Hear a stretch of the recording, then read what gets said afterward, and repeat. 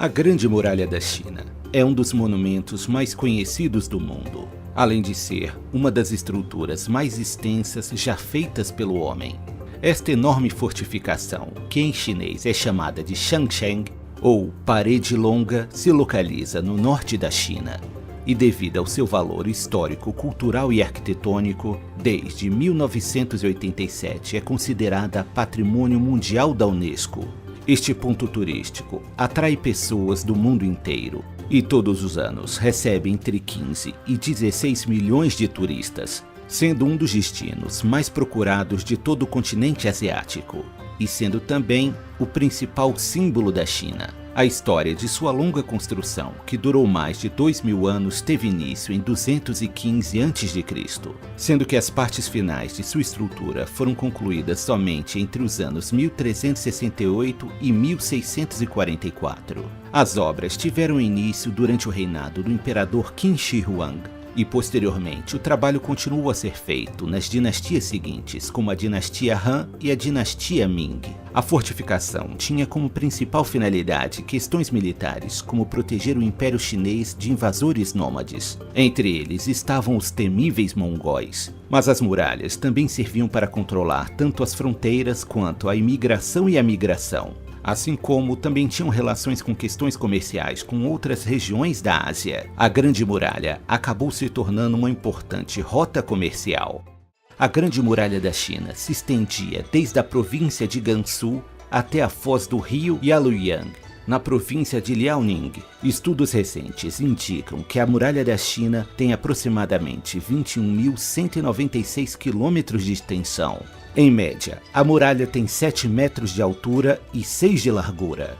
A Grande Muralha da China não foi construída a partir de um muro único. Na verdade, ela foi formada por muros erguidos em localidades diferentes, construídos em períodos históricos distintos e posteriormente unidos em uma única construção. Por isso, até hoje é possível notar que foram usados diferentes materiais e técnicas de construção, dependendo da região e da época em que a muralha foi erguida. Sua estrutura também é composta por portas, dentre as quais se destacam Shanghai, Yuyong e Niangzi, além de torres e fortes que foram feitos para fins estratégicos. Estudos apontam que há cerca de 40.000 torres ao longo da fortificação. Elas eram usadas para que os soldados monitorassem a aproximação de inimigos e também para servirem de abrigo. Em algumas dessas torres também existiam estábulos e depósitos de armas e suprimentos. Como a distância entre as torres era variada, os soldados que ficavam em diferentes torres usavam sinais de fogo e fumaça ou então bandeiras pretas e brancas para se comunicar entre si e manter a segurança da região.